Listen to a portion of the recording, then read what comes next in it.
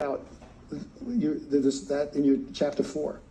I wish we would take 5% of the enthusiasm and absolutism that we have for the hepatitis B vaccine given to babies upon birth, within hours of birth. It's a sexually transmitted infection. You get it from sexual activity or IV drug use. We're giving it at birth.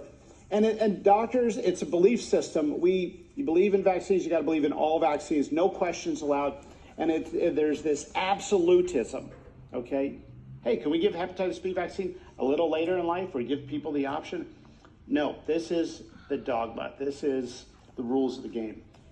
How about we took 5% of that absolutism and enthusiasm for the hepatitis B vaccine birth and talked about ultra-processed foods and seed oils and our poison food supply and refined carbohydrates.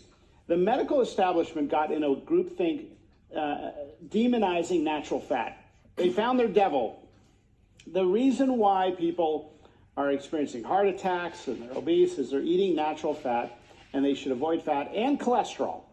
And this was put out by Dr. Ansel Keys in the 1960s after Eisenhower had his heart attack, and it took on a life of its own. Now, back then, a bunch of doctors said, no, wait a minute, where's the evidence to support this? This graph that Dr. Keys is putting around omitted a bunch of countries. It's cherry-picked. It's not legit science.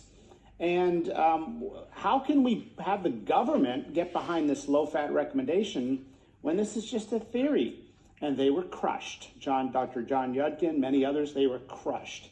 So Dr. Keys did a giant study to prove that the low-fat diet reduced your rate of heart attacks. And they did that study. It's called the Minnesota Heart Study. Started in the 60s, went until the 70s. But the result gave them the opposite finding.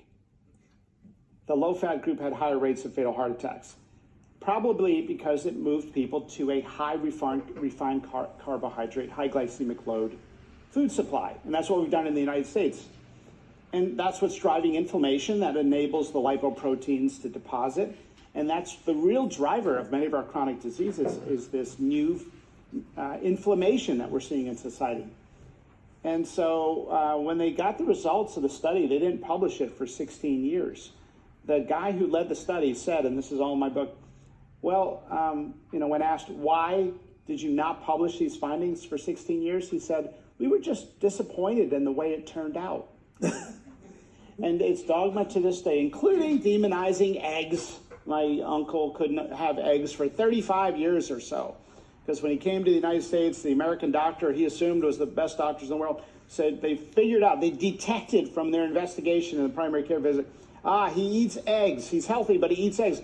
Stop eating the eggs. And they wrote him, and he made him feel guilty. And, we blame patients for their diseases. And he went egg abstinent for 30-some years. And then finally his son, my cousin, said, Papa, my cousin became a doctor, and he said, there's nothing wrong with eating a couple eggs every morning. Go ahead.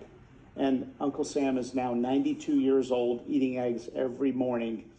And so the irony of telling people to tiptoe around cholesterol when it doesn't even get absorbed. Your dietary cholesterol goes right through your gut. It's esterified. So it's not even absorbed. The cholesterol in your body is made by your body. 90+% of it goes through your system. Although for years people would be